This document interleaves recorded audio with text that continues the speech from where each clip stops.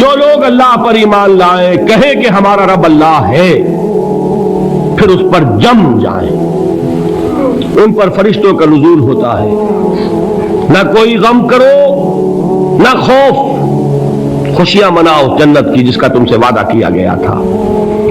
اللہ کی ربوبیت پر اطمینان جب انسان کو ہو جاتا، میرا رب اللہ ہے، ربی اللہ، انسان کے لیے نہ کوئی کھٹکا، نہ کوئی خطرہ، نہ کوئی خوف، نہ کوئی حزن۔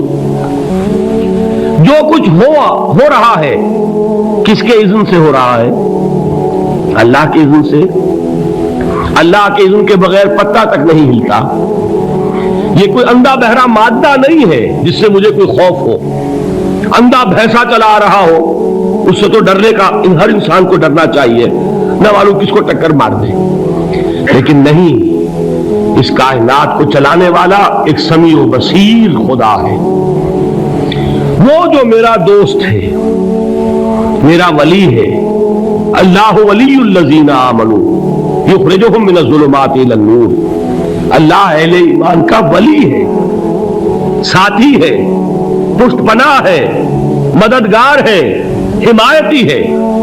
بتائیے جسے یقین ہو جائے کہ اللہ میرا مددگار، اللہ میرا محافظ، اللہ میرا پشت پناہ، اللہ میرا حمایتی، اس کے لیے کوئی خوف ہوگا؟ اس سے کوئی ڈر ہوگا؟ میں مثال دیا کرتا ہوں ایک بہت سادہ پنجاب کے دیہات کی۔ کوئی بڑا چودھری ہے اور کوئی غریب کسان ہے۔ اس غریب کسان کے جانوروں کو ہر وقت اندیشہ ہوگا چوری کا، کوئی میری بھینس کھول کر نہ لے جائے، کوئی میرا بیل کھول کر نہ لے جائے۔ لیکن جس کے بارے میں یہ سب کو معلوم ہو کہ وہ جو بڑا چودھری ہے وہ اس کا دوست ہے، اس کی بچیا کو کوئی خوف ہوگا؟ اس کی بھینس پر کوئی ہاتھ ڈالے گا؟ اسے کوئی اندیشہ ہوگا؟ نہیں۔ کیوں؟ کہ وہ بڑا چودھری، بڑا اس کا یہاں کا سردار، جاگیردار، سب کو معلوم ہے وہ میرا دوست ہے، کوئی میرے خلاف اقدام نہیں کر سکتا۔ اس دنیا میں یہ چھوٹی سی بات اگر آپ کے دلی اطمینان اور سکون کا باعث بن سکتی ہے تو ذرا تصور کیجئے۔ میں لفظ تصور استعمال کروں گا صرف اس لیے کہ اس کا ہم جس کو کہتے ہیں ادراک اور شعور کر نہیں سکتے، اگر کے ساتھ کر سکتے۔ اگر یقین ہو کہ اللہ میرا مددگار اور یقین ہو کہ اللہ ہر آن میرے ساتھ ہے، پھر کوئی خوف؟ کس کا خوف؟ کوئی شے اللہ سے بالا تر ہے؟ کوئی قوت اس سے زیادہ طاقتور ہے؟ کوئی اس کے ارادے کو بدلنے والا ہے؟ کوئی اس کی مشیت کے آڑے آنے والا ہے؟ یہی بات ہے جو حضور نے فرمائی۔ یہ ایمان کا حاصل ہے لب لباب، کہ دیکھو اچھی طرح اس بات کو ذہن نشین کر لو، اگر تمام انسان مل کر تمہیں کوئی نقصان پہنچانا چاہے نہیں پہنچا سکتے، مگر جو کچھ اللہ نے لکھ دیا ہو، اور تمام انسان مل کر تمہیں کوئی نفع پہنچانا چاہے نہیں پہنچا سکتے، مگر وہ شے جو اللہ نے طے کر دی ہو۔ آپ پھر میں کہوں گا ذرا طاری کیجئے، اسے فرض کیجئے، اسے سوچئے۔ اگر اس حدیث پر ہمارا دل ٹھکا ہوا ہو تو کسی سے ڈر ہوگا؟ یہ مجھے نقصان نہ پہنچا دے، یہ میری رپورٹ خراب نہ کر دے، یہ میری انکریمنٹ نہ رکوا دے، یہ میرا یہ نہ بگاڑ دے، یہ میرے یہ نقصان نہ پہنچا دے۔ اس کا ڈر، اس کا ڈر، اس کا خوف، اس کی خوشامد، اس کے لیے جا کر طرح طرح سے اپنی عزت نفس کو ذلیل کروانا اس کے سامنے، یہ سب کچھ کیوں کرتا ہے انسان؟ جب سمجھتا ہے کہ اس کے ہاتھ میں میرا کوئی نفع ہے، اس کے ہاتھ میں میرے لیے کوئی ضرر ہے، یہ مجھے کوئی گزن پہنچا سکتا ہے، یہ مجھے کوئی نقصان پہنچا سکتا ہے، یہ میرا کوئی کام بنا سکتا ہے، یہ میری کوئی ضرورت پوری کر سکتا ہے، اسی کا نام شرک ہے۔ جہاں آپ نے یہ سمجھا کہ غیر اللہ کے اندر کوئی طاقت موجود ہے، وہی شرک ہے۔ بتوں سے تجھ کو امید ہے، خدا سے نومیدی، مجھے بتا تو صحیح اور کافری کیا ہے؟ شرک تو یہ ہے جس پر بھی تمہیں یہ خیال ہے، کلمہ ہے یہ کلمہ سوم، لا حول ولا قوت الا باللہ، ذرا اس پر دل کو کبھی اگر آپ تصور کریں، پھر فرض کریں، دل ٹھک جائے اس پر، کوئی طاقت نہیں۔ یہی بات تھی جو شیخ عبد القادر جیلانی رحمۃ اللہ علیہ نے اپنی وصیت میں اپنے بچے سے کہی. 11ویں دینے والے ہیں لیکن حضرت شیخ عبد القادر جیلانی کی وصیت اور تعلیمات کو کتنے لوگ ہیں جانتے ہو؟ یہ جن مقامات تک پہنچے ہیں وہ کس چیز کی بدولت پہنچے؟ انہوں نے جو پیغام دیا وہ کیا تھا؟ اے میرے بچے، جس طریقے سے قرآن مجید میں حضرت لقمان کی نصیحتیں جو ہے نقل کر دی گئی ہیں، میں یہ عرض کروں گا بالفرض اگر قرآن حضرت عبد القادر جیلانی کے بعد نازل ہوا ہوتا تو شیخ عبد القادر کی یہ نصیحتیں بھی قرآن میں درج ہوتی. اتنی اونچی نصیحتیں ہیں. اے میرے بچے، اس حقیقت کو ذہن نشین کر لے، لا فاعل فی الحقیقت ولا مؤثر الا اللہ. اس کائنات میں نہ کوئی فاعل حقیقی ہے نہ مؤثر حقیقی ہے سوائے اللہ کے. کسی شے میں کوئی تاثیر نہیں اگر اللہ نہ چاہے. آگ جلا نہیں سکتی اگر اللہ نہ چاہے.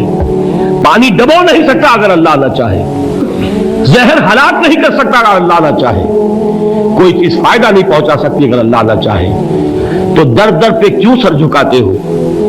در در پر کیوں جبیں سائی کرتے ہو؟ سب کے سامنے کیوں ہاتھ پھیلاتے ہو؟ ایک اللہ سے مانگو، ایک اللہ کے سامنے جبین پر اپنی جبین رکھو. لا فاعل فی الحقیقت ولا مؤثر الا اللہ. نظر آتا ہے ہمیں کہ پانی پیاس بجھا دیتا ہے. پیاس بجھانے کی صلاحیت پانی میں نہیں ہے، اللہ کے اذن سے. کھانا بھوک مٹا دیتا ہے. بھوک مٹانے کی صلاحیت کھانے میں نہیں ہے، اذن رب میں ہے. دیکھیے یہی یقین تھا. حضرت موسیٰ علیہ السلام کا واقعہ یاد کیجئے. سامنے سمندر آ گیا ہے، قوم دیکھتی ہے پیچھے کہ گرد و غبار کا طوفان ہے. معلوم ہوا کہ فرعون اپنے لشکر سمیت آ گیا ہے. لشکر جب چلتا تھا تیز رفتاری کے ساتھ تو گرد و غبار کا جو طوفان اٹھتا تھا اس کا تصور کیجیے. اور لمحہ بلمحہ وہ قریب آ رہا ہے. پوری قوم نے کیا کہا؟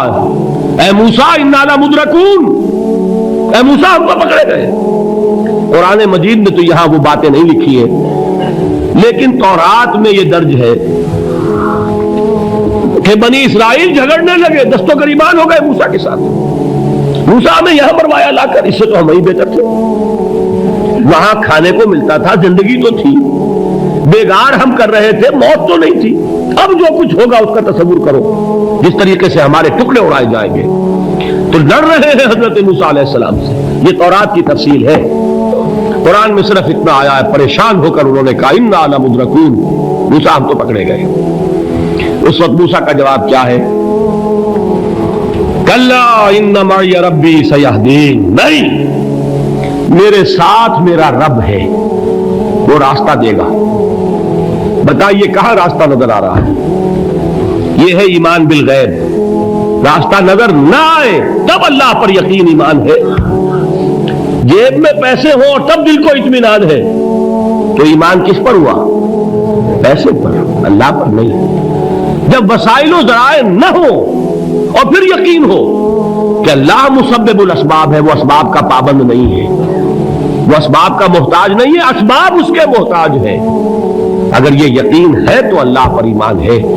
یہ نہیں ہے تو تمہارا ایمان اسباب پر ہے، وسائل پر ہے، ذرائع پر ہے، مادیات پر ہے، اللہ پر نہیں. اس وقت کہاں راستہ تھا؟ کوئی راستہ تھا؟ سمندر ہے اور ادھر سے لشکر آ گیا ہے. کلا ان معی ربی سیہدین. اب دیکھیے ایمان کہہ دینا آسان ہے، ہوا معکم اینما کنتم، جہاں کہیں بھی تم ہوتے ہو اللہ تمہارے ساتھ ہوتا ہے. لیکن اس کا یقین قائم ہو جائے تو زمین و آسمان کا فرق واقع ہو جائے. یہی بات ہوئی حضور کے ساتھ. غار ہے، چھپے ہوئے ہیں محمد رسول اللہ اور آپ کے وہ یار غار ابو بکر صدیق رضی اللہ تعالی عنہ. اقبال نے حضرت ابو بکر کی شان میں چند اشعار کہے صرف، لیکن واقعہ یہ ہے کہ بھاری بھاری نظموں پر اور قصیدوں پر بھاری ہے. طویل ترین نظمیں اور قصیدے ہوں ان پر بھاری ہے. ہمت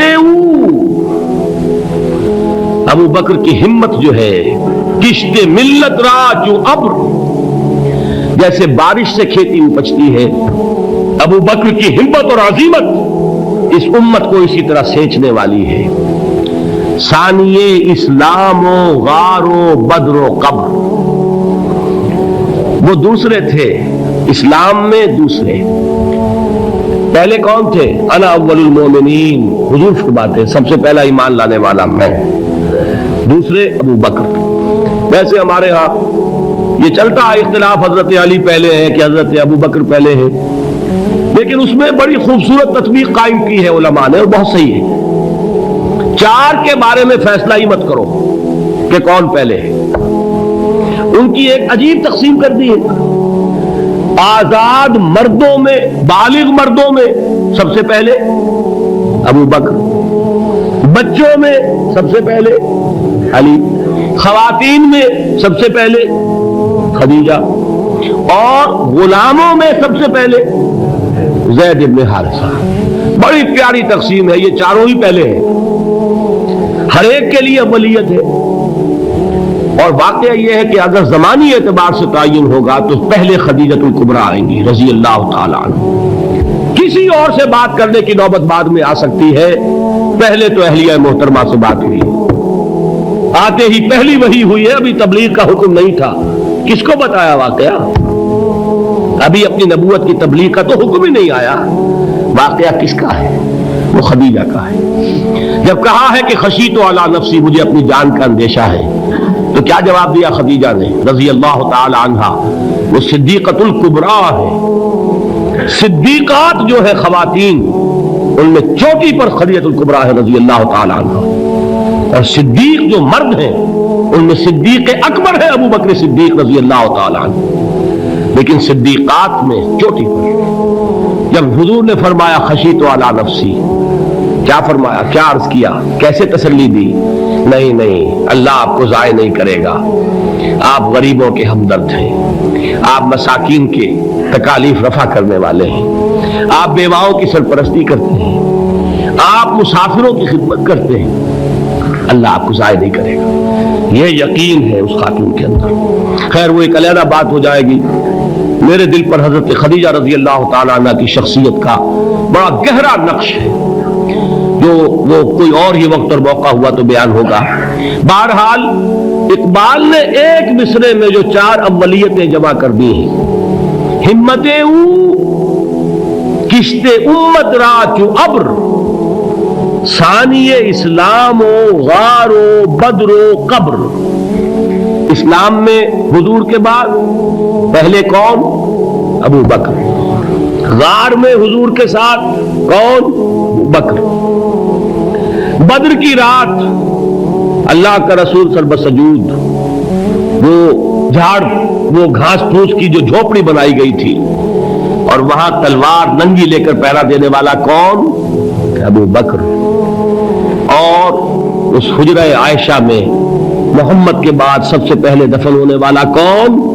ابو بکر رضی اللہ تعالی عنہ صلی اللہ علیہ وسلم۔ وہ جو معاملہ میں سنا رہا تھا غار ثور کا، حضرت ابو بکر بھی حضور کے خیال سے لرز گئے ہیں۔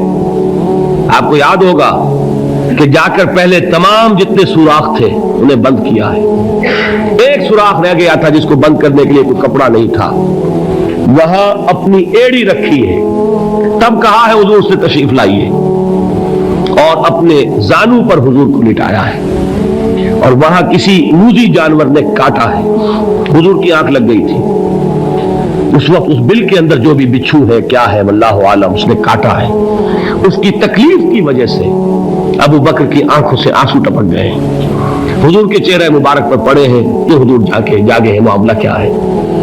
ایڑی نہیں ہٹائی وہاں سے، مبادا وہ جانور وہاں سے نکل کر محمد الرسول اللہ کو کوئی گزن پہنچا دے، ابو بکر کی ایڑی ہے، جس طرح چاہے کھا لے، ختم کر دے، جان نکل جائے تب کوئی آنچ آئے، محمد پر تو آئے، لیکن جیتے جی نہیں۔ وہ ہے ابو بکر۔ حضور کے خیال سے اس وقت حضور نے پھر اپنا لعاب دہن لگایا ہے، اور اس سے پھر آپ کی تکلیف ختم ہوئی۔ جیسے خیبر میں حضرت علی کی آنکھ دکھ رہی تھی، اس کو جو شفا حاصل ہوئی وہ بھی حضور کے لعاب دہن سے ہوئی۔ تو بہرحال اس وقت انہوں نے کہا ہے کہ اے نبی یا رسول اللہ، اگر اس وقت ان میں سے کسی نے غیر ارادی طور پر بھی اپنے قدموں کی طرف جھانک لیا تو پکڑے جائیں گے۔ کیا جواب تھا اللہ کے رسول کا؟ لا تحزن ان اللہ معنا، اللہ ہمارے ساتھ ہے، کیوں گھبراتے ہو ابو بکر؟ یہ ہے ایمان باللہ، میرا مالک اللہ، میرا رازق اللہ، میرا محافظ اللہ، میرا مددگار اللہ، میرا پشت پناہ اللہ، میرا دوست اللہ۔ یہ دوستی ہے اللہ کی جو لب لباب ہے، حاصل ہے ایمان کا، اسی کا نام ولایت ہے۔ اولیاء اللہ کے سروں پر سینگ نہیں ہوتے، جس کے دل میں ایمان راسخ ہو چکا ہو وہی اللہ کا ولی ہے، جسے اللہ پر یقین ہو چکا ہے وہی اللہ کا ولی ہے، جسے یقین ہے اللہ میرے ساتھ ہے، میرا مددگار، میرا پشت پناہ، میرا ساتھی، میرا دوست، میرا محبوب، میرا محب۔ اللہ اہل ایمان سے محبت کرتا ہے۔ واللہ یحب الصادقین، ان اللہ یحب الذین یقاتلون فی سبیلہ صفا کانہم بنیان مرصوص۔ اللہ محبت کرنے والا، اہل ایمان محبوب، اور اہل ایمان محبت کرنے والے اللہ محبوب۔ والذین آمنوا اشد حبا للہ۔ آپ تصور کیجئے جسے یہ رشتہ ایمان یا رشتہ ولایت حاصل ہو جائے، الا ان اولیاء اللہ لا خوف علیہم ولا هم یحزنون، آگاہ ہو جاؤ اللہ کے دوستوں کے لیے نہ کوئی خوف ہے نہ کوئی حزن ہے۔